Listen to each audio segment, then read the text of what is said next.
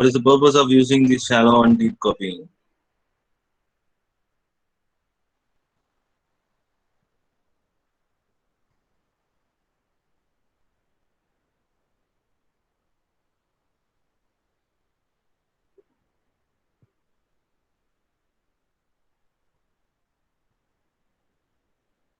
So if suppose you are doing a copying in the list without affecting the main copy A list, we want to copy and do an alteration in the B list, or you want to do an alteration in the A list. So without affecting the main file, you want to do some of an operation. We are going with those shallow and deep copying. So one of the example we have discussed in the previous class, that is we have created a list. Inside the list, we have done some of the modification, and whether the values has been changed in the derived list or not, that we have discussed in the previous.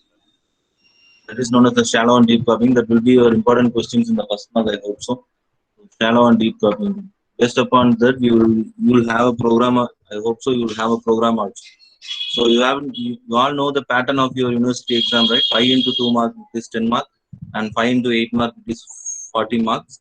So each unit which carries 1 2 mark and 1 8 mark. So each unit will be representation of 10 marks.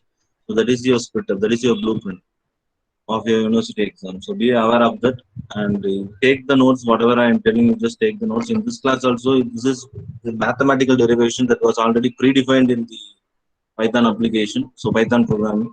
So this is the mathematical derivation, no need of explanation. The derivation is there, and I will explain you the derivation and how it was came and how the process is happening. So in the today class, we are going to discuss about the analysis of algorithm, asymptotic notation, and regressive algorithm. So before going to this, we have studied in PSPP, right? What is meant by algorithm? What is the purpose of using those algorithms?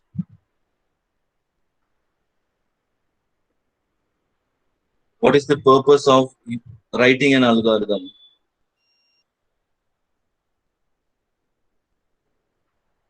It reduces the lines of Reduce the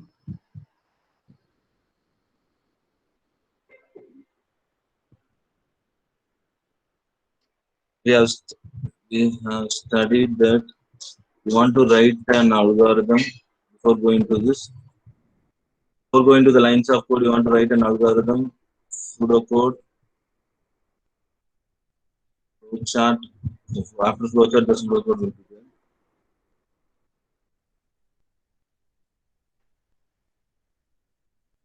And lines of code. Right? This is an order, right?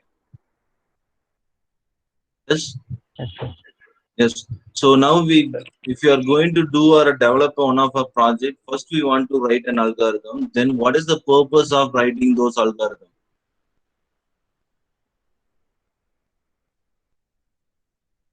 What is the condition to write an algorithm?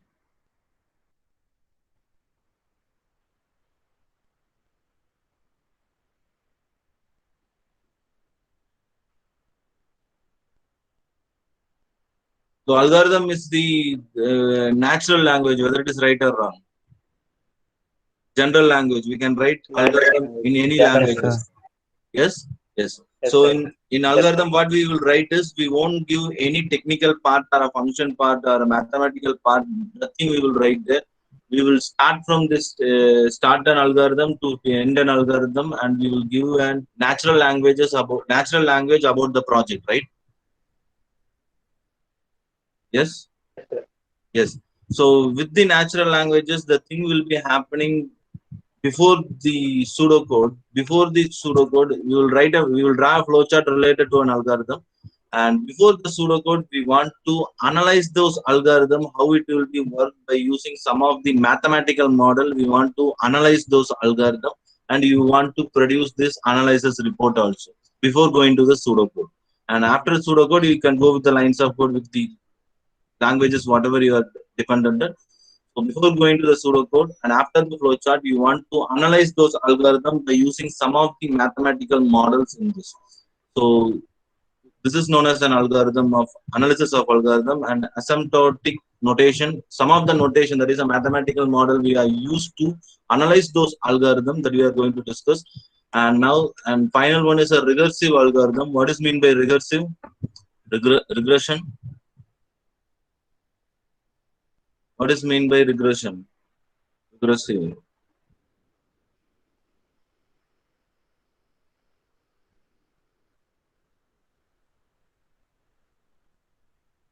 Or we all forgot those regression algorithm. Regressive. Repetition of Yes, yes. Repetitions. Repetition of. Similar things. lines. Can you give me an example for regressive function?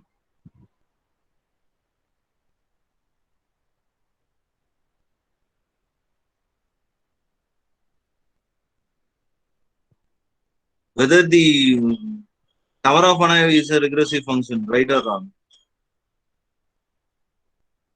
Or finding out the factorial is a regressive function.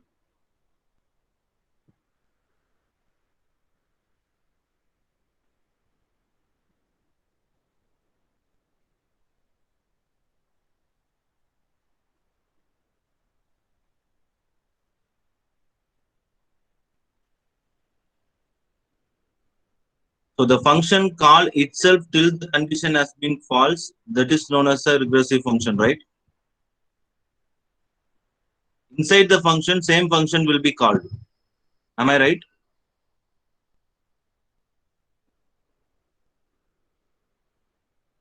Am I right? Yes, sir. Yes. If you are declaring a function, inside the function, same function has been called till the condition has been false. That is known as the regressive function. So the best example will be a tower of an I problem and finding out the factorial of n numbers. So that is the best example. So we want to declare a function. Inside the function, we will call the function till the condition has been called. So for this regressive algorithm, we want to analyze the algorithm. So this is one of the illustrative problem that was mentioned in the first unit. So regressive algorithm with any one of an example. So we are going with the factorial example. Now, so analysis in algorithm. What is mean by analysis? What is mean by analysis? Don't go with the programming part. Just tell me in the general term what is mean by analysis.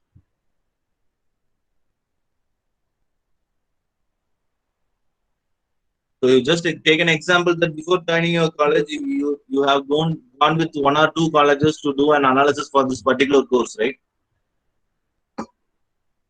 Yes, sir. Yes, yes. So yes, so you just take an example that one person is having to join the AADS or CSBS class, this course, and he is going to 4 colleges and inquire about those AADS and CSBS class, and after that he will do an analysis and he will predict that this is the best college to study those courses, right? Yes, sir. Yes. So this is an analysis, general term. What is an analysis of algorithm?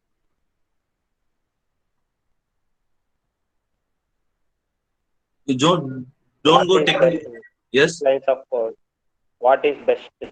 It means Yes. in What is the lines best? Yes. Yes. What is the best way to produce those algorithm by using those functions or a deviation, whatever we have mentioned this. So we have a lot of ways to write a simple code. You just imagine that if you are adding that a is equal to b plus c, you having a multiple number of code to write those a is equal to b plus c, right? You will have a multiple. You can declare a value, a variable, or you can't able to declare a variable. You can get an input from a user. You can produce the print function in lot of 1 or 3 times or a single time. That will be happens. So if you want to get an output, what is the major way and what is the executable time for those particular programs? That you want to calculate it. So if an algorithm has been implemented, we can study it running time by executing on various input and record the time spent during each execution. So this is known as an algorithm. So it means that you want to reduce the time complexity of that particular program. For that, we are analyzing the algorithm, and after analyzing, you are going to the programming part. So the major thing, the time complexity want to be reduced. So once the time complexity has been reduced, then the program will be having more sufficient number of inputs and output we can give, and you can check those algorithms. So here I have given some of the basic syntax, not a syntax, basic terms.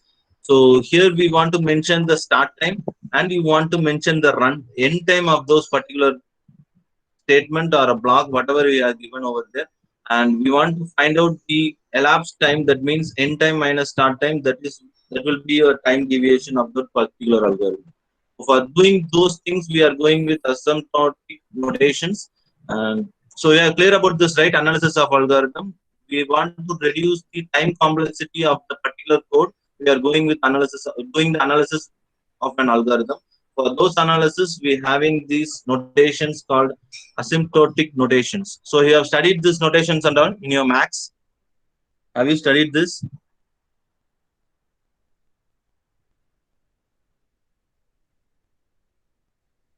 Yes, anyone? No, sir. You have not heard about this big O, omega, and theta and all? Omega and Sir. theta, okay, sir. Yes, omega and theta we will use in different conditions. Here we are going to use the asymptotic notation is used to express the execution time of an algorithm and also to compare the efficiency of various algorithms. Here we want to mention two things, that is, you want to find out the executable time of a particular program and the efficiency of the program. The executable time is less and efficiency is very low, then it will be causes the problem. So you want to match these two things in your algorithm.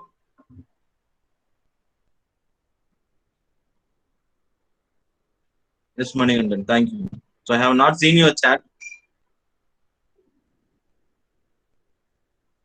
And here we are having some of the notations called big O, omega, and theta. You just keep that in mind. Don't go with the technical part. Keep that in mind. Whatever I am telling, that is big O will be representation of upper bound. When we are going with the calculation, I will explain you.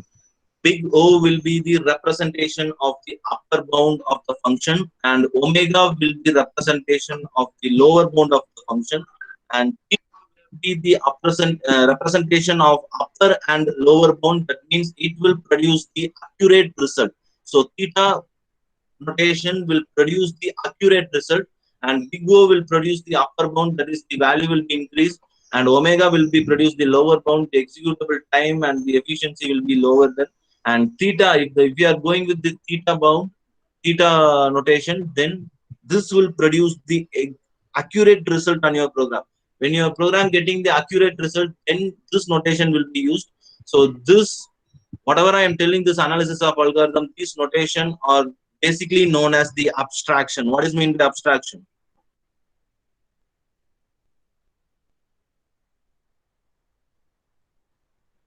What is mean by abstraction? Hiding unnecessary. Yes, the programmer will not able to understand, not able to need of those things, and the user also no need of these things. So it means whatever the function, if suppose you are giving a function, if suppose you just imagine, if suppose you are giving a function of 4,5, and you are doing some of an operation by using those by using this function 4,5. So if you are doing an addition operation, this process will be happened in the backend side. This process, this notation, and this analysis will be happened in the backend side of your processor, and it will produce an accurate result, whether it is coming by big O, omega, or theta. So this is the concept. This is basically an abstraction process. So no need of study. If you are a developer, no need of study in depth of this particular topic. You want to know what is mean by omega and what is mean by big O and what is mean by theta. And here you can see here. So this is one of the basic structure. It means a graph. Here you can see. So I will explain to you this function. I will explain you f of n function. I will explain you this in the upcoming slides. So here you can see here that in the first image you can see here that f of n is passing the wavelength in the graph, and it means if the n has been appear here, then g of n will be in the upper bound of f of n. So this is the concept. You just imagine that here f of n is passing from 0 to infinity range, and here the g of n is passing from 0 to any number from infinity range. And when the n has been declared, it means f of n has been declared. So this is known as the n. So when the n has been declared, thus big O will be always represented in the upper bound.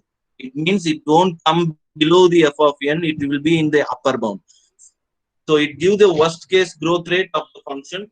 And here you can see the omega. So here the f of n function has been gradually increased. And here the g of n is coming over here. Once the n has been declared, this g of n will be always in the lower bound. Right? Clear about this? Don't go with the technical term. Just see the image and you can. This f of n function I will explain you in the upcoming slides. You just see the graph, what is happening here. This will be fine. Any doubt in these two? Repeat once again, sir. Repeat. I will repeat one thing. So I will go with those next slide and I will repeat those things. So the screen is visible, right? Yes, sir. Whether my return is clear or not, I don't know. You just zoom the screen and you can see here. So here I am giving some of the terms for the n condition. If you are using an algorithm in n condition, I have given some of the term. So here this one log, these and all predefined terms. This and all predefined terms of n. Here I am giving this root n, log n, and 1. These three will be considered as your lower bound. And n log n, n square, n cube, and so on to n of n, and 2n, 3n, so on to n of n. This and all which will be considered of your upper bound, and this n will be considered as your average bound. So clear about this? This is the predefined thing. Clear about this? Yes, sir. Yes. So this is a predefined thing for if you are representing any n in your function. For that n, you will have three bonds. One is lower and upper and average. In your function, if you are getting a root of n or log n or 1, that will be considered as your lower bound. That means as omega. That means omega. And here the n which will be considered as your average bound, that means your theta. That means accurate result for that particular n you will get, that is known as the average bound. And here this is an upper bound. If you are in your function, if you are getting n log n, n square, n cube to n power n, and 2n, 3n to n power n, that is known as the upper bound. So just imagine, and you want to remember those structure. And now coming to the BO.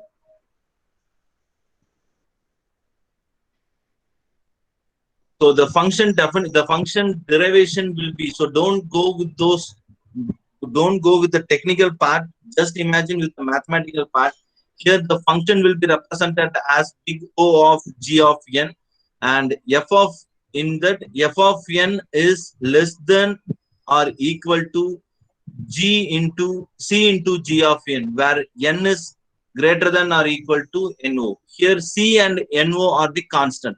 Here c want to be constant and no want to be constant, and remaining things will be your functions, right? So you just imagine, if suppose I am having in my coding I am having f of n is equal to 2n plus 3, right? You just imagine f of n, I am having a function name called 2n plus 3. You just forgot first two lines. After completion of this explanation, I will explain. Once you are going to the first two lines, then you can able to understand.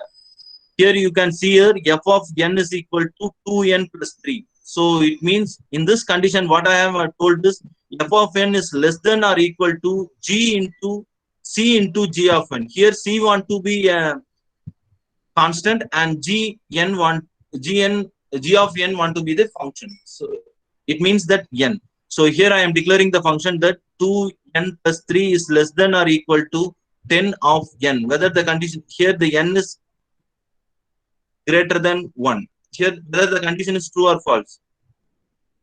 True. Yes. Here what we have happened is 2 of n plus 3 is equal to, if you are giving n is equal to 1, here the n will be 1. So 2 into 1 plus 3 is equal to 5.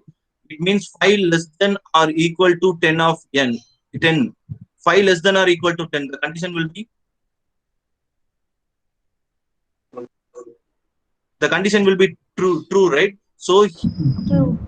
yes. Then you can see here that where the n has been represented. Average bound. Yes, it will be an average bond. So the n has been represented in average bond, and so the condition will be true. So the big O of n will be, so f of n is equal to big O of n. The condition will be true. So again, we can see here that I am going with the second condition, that 2n plus 3 less than or equal to 2n square plus 3n square. The condition will be, so n will be 1. True. The condition is True. true. So here you can see here's the n square, where the condition n square has been laid off. Upper bound. So upper bound is the sense. What is mean by the upper bound? Big. Big O. So Big O. big O will be your upper bound. So here that condition also will be true. So f of n is equal to big O of n square. So now coming to this third derivation, 2n plus 3 is less than or equal to 5n square. Here n is equal to 1. The condition will be True. true. So here f of n is equal to big O of 2n or n square or 2n, whatever you can define over here. Whatever you can define, you can define. Here the first constant will be your c and the second function will be your g of n. So here you can see here that n square, the n square lies between the average upper bound, and 3n or 2n or n power n, which will be lies between the upper bound. So it means that big O condition, big O functions will be there. If suppose I am doing 2n plus 3 is less than or equal to 1 into log n, the condition will be 5 into log n, the condition will be False. false, because the log n function has been lies between in the lower bound statement, so it won't affect the big O statement, so it will be false. So f of n of big O of log n, then the condition will be false. So clear about this big O? So there is no problem. There is no problem. The program for related to this topic. The analysis notation, you want to know how the notation has been happening. In this, 3 types of notation will be there: big O, omega, and theta. So big O, which will be representation of an upper bound of this particular derivation, and lower bound is the representation. Omega is the representation of lower bound, and theta, which will be representation of the average bound. So this is the thing. And here we have defined some of the function. I really don't know why they are defined the function, why they are calculating.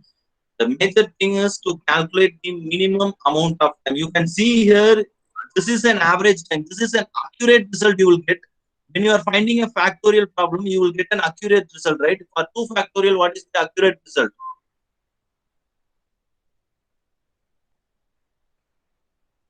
For finding a factorial problem, for the 2 factorial, what is an accurate result?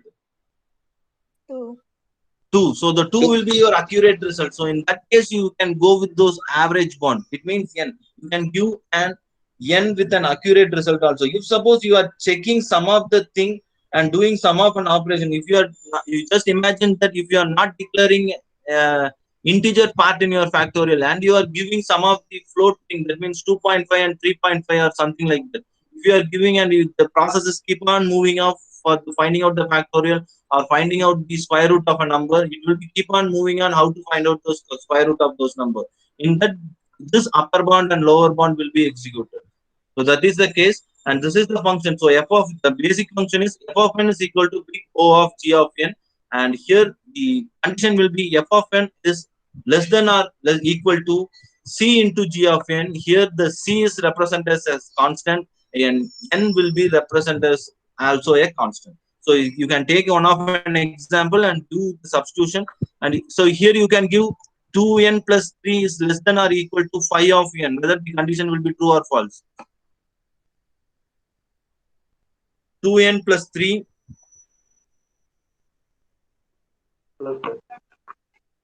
is less than or equal to 5 of n. The condition will be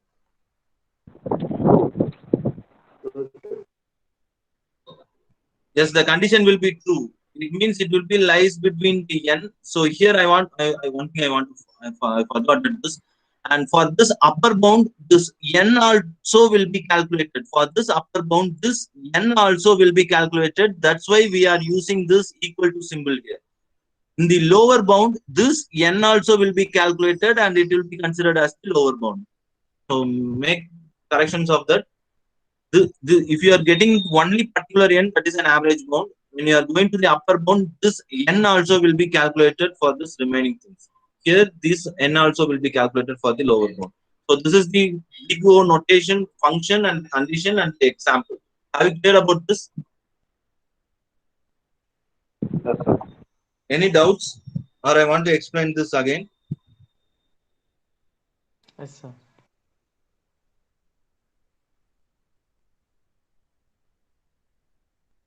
Any doubts?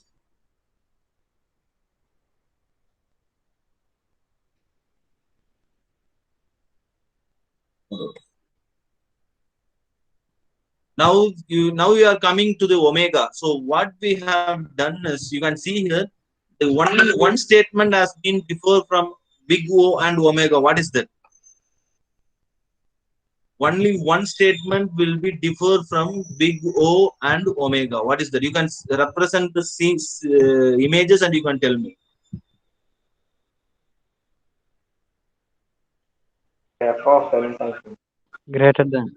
Yes, this greater than or equal to function here is a less than or equal to, here is greater than or equal to. Why is that? This lower bound want to be less than this n. So that is the process. So likewise the same function. So f of n is equal to omega of g of n. So f of n is greater than or equal to c into g of n. Here c and n no are the constant. Here the c and n are the constant. So you can see here that f of n, same example I have taken here. F of n is equal to 2n plus 3. Here I am giving 2n plus 3 is greater than or equal to 1 of n. It means I want to be able of one constant and one function. So 1 of n. So here 1 is c and n is g of n. The limitation will be n greater than or equal to 1. So if suppose you are substituting 1 here, 2n plus 3 is equal to 5 is greater than or equal to 1 into 1. That means one condition will be True. true. Yes. So if f of n is equal to omega of n, that means you can see here that n value will be rise between this lower bound, right? The n value is rise in the lower bound, whether it is right or wrong. The n is lies between the lower bound, right or wrong? Right. Yes. Why? Because I am telling that I explained you once again that the lower bound which will be consist of this n also. That's why we are using this equal to symbol here. So yes, omega of n lies between the n. So now again I'm going with another condition. 2n plus 3 is equal to 2n plus 3 is greater than or equal to 1 into log of n. So here c will be the 1 and g of n will be log of n. So here I am substituting this 1. So 1 into log of 1. Here the value will be 5. So log of n will, where the log of n will be lies. So here the log of n has been lies, right? Yes? Yes, Yes, sir. Yes, sir. Yes, the log of n has been lies in the lower bound. So f of n is equal to omega of log of n. Here the condition will be true. If suppose I am using this 2 of n plus 3 is greater than or equal to n square, 1 into n square, the condition.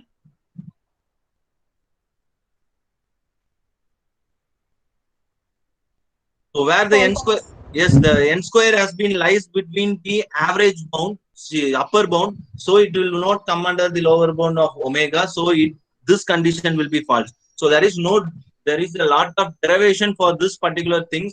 So I have simply explained you 2n plus 3 is greater than or equal to 1 of n. So here you want to consider as c and g of n. So for this particular step, we will have a lot of derivation for in the mathematical process. I am not going into those the derivations and all. You just understand the concept. If suppose they are using to write down the notation of these three things, you just mention these three notation. Take any one of an example and explain all the notation. That will be enough. And you can do the correct statement and the incorrect statements also for those f of n, whatever you are going to do. And lastly, we are going with this theta notation. So function. So here what is happened, you just see here and explain me. For this theta, you just see the function and explain what is happening here. This yellow color representation, you just mention, see the yellow color representation and compare with this green and red representation functions.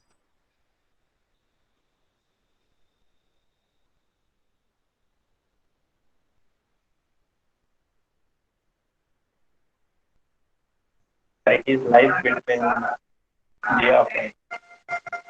Yes, here we want to find out the average bound. It means it won't lies between the lower bound, it won't lies between the upper bound. So simple concept for this theta.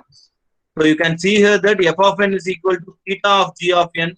Here already we have defined that c1 into g of n is less than or equal to f of n, and that f of n is less than or equal to c2 into g of n. So this two statement will be combined, that is big O statement and omega statement will be combined, and it will produce the result for the theta notation. So here the same example has been taken here. F of n is equal to 2 into 2n plus 3. So 2n plus 3, here I am representing n, that means T1 is equal to 1. 1 minute. So I am giving 1 into n, and I am giving 10 into n. So n, which will be representation of n, will be the representation of G of n. n will be the representation of Average bound. no Lower bound. no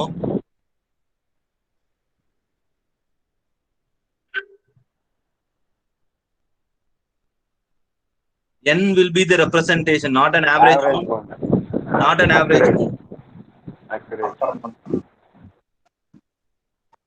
So I have informed you that n will be the representation of this lower bound also, n will be the representation of this upper bound also, and n will be the representation of the average bound also, right? So it will be representation of the three bounds. Yes. So if I am taking 1 into n, whether it is lower bound or upper bound or average bound. Yes.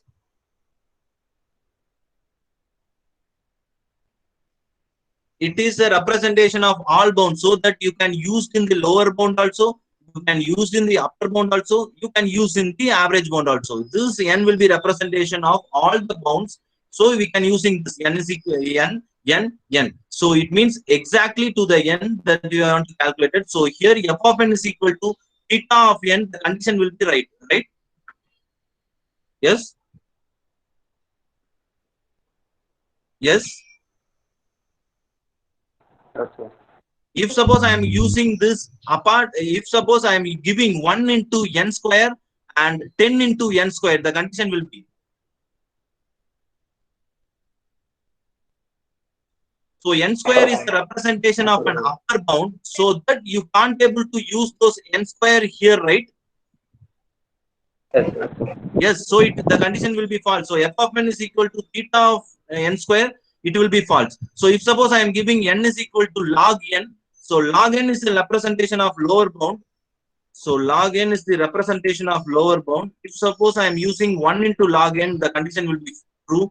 And here you can see here 10 into log n, so it won't be representation of the upper bound. So f of n is theta of log n, this condition also will be false. So the only one condition will be getting true in this theta notation is to give all the value, to give all the representation as n. So it means that for the average bound, this is an accurate bound. You want to find out the accurate bound, you want to give a representation of n. Clear about this? Yes, sir. Clear? Any doubts?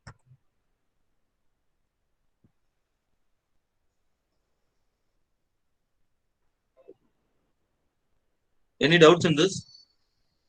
Or I want to explain it one more time. I am not going to do all those derivation and all. Simply, in your textbook they have given some of the derivations also. So I am not well good in maths also. So most probably they will ask you the notation and how to solve those notations. For that this will be enough. So three notation, upper, lower, and both upper and lower bound, and big O, omega, and theta. And this is the basic definition, the basic things you want to mention here. And by this, you can take any function example, and you can do the operation for all those functions, and you can do that. That will be fine. So here you can see here, the second examples will be, so f of n is equal to 2n square plus 3n plus 4, right? So what it means, you just substitute n is equal to 1. What is the value?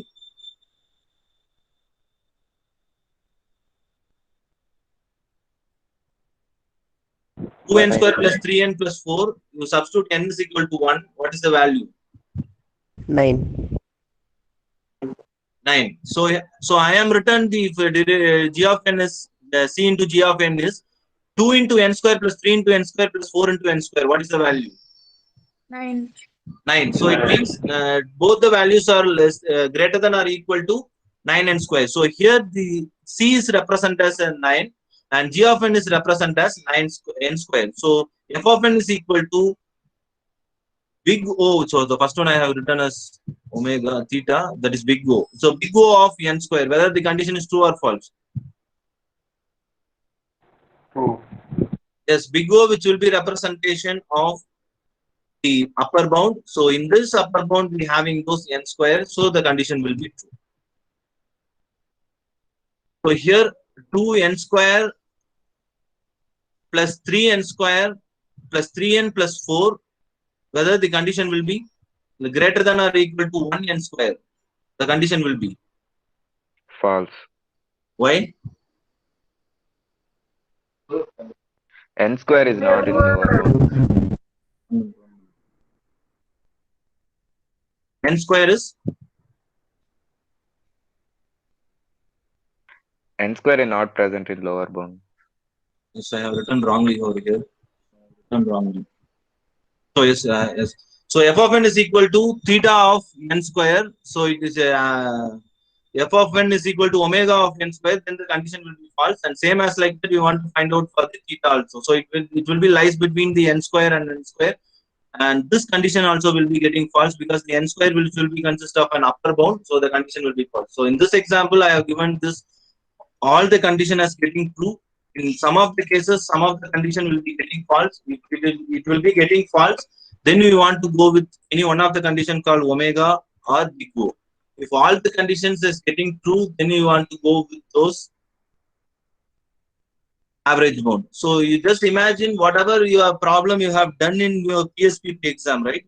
Whatever problem you have done in the PSPP subject, whether all the program has given this accurate result.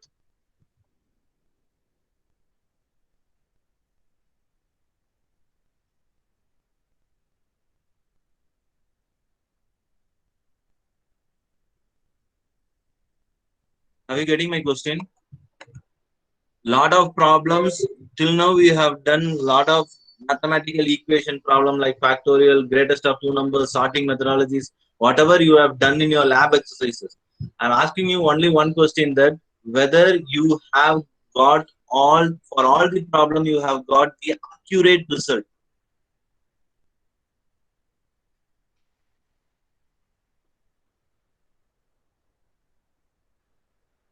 Sometimes not.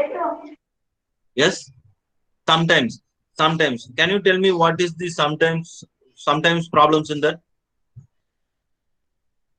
So you just imagine. In factorial also we didn't get in first terms accurate result. That if suppose I am giving this factorial problem to you to find out the 5 factorial. So you want to do a time complexity of this. So here what will happen? It will be coming from 4 into 5. Likewise, it will be getting right. Last slide will be there.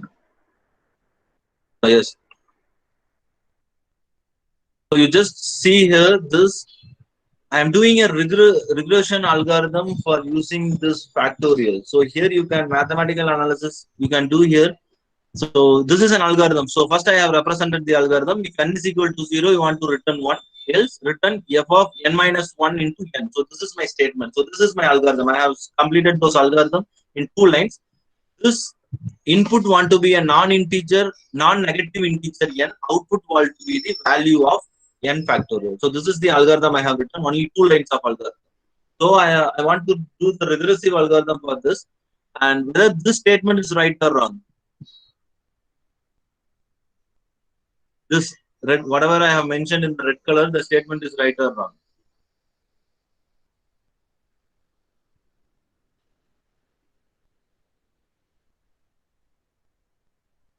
Right, sir.